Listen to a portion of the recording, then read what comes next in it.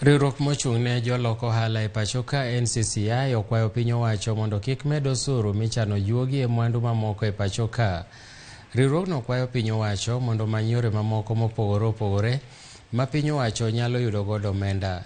Kane giloso e kaunti ma Meru e kinde romo mar jotije, riwruok mar NCCI wacho ni jotije kaachiel kod jotim ohala winjo pek mar ochumi kaka omed juogi osuru. Okang' ma kamano nyalo miyo moko kuomgi loro ohelni magi. Kotelnegi gi jalup jakom mar riwruogno Eric Ruto, gikwayo jood bura ma pachoka mondo kik kadh paro mar chik ma kamano, ma bende chano medo osuru mi juoge modhi kowuok e atamalo 8 nyaka 16.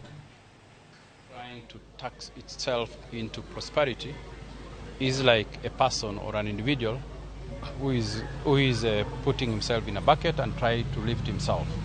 What we want to tell government is that listening to the business community, they are not happy with the suggestions of the finance bill. What we would want to do is to have a good engagement. We know there are approximately 1.7 formal businesses in this country, and another approximately 6 million businesses that are not formal.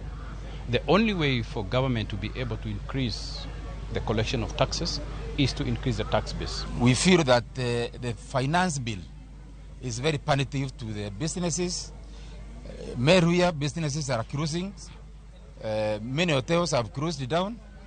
And if we increase the taxation, then it will become very difficult for the business community to be able to survive. Already, people are unemployed. The business community employ majority of people not in government, and if we go that route, then it will become difficult for the business to go on.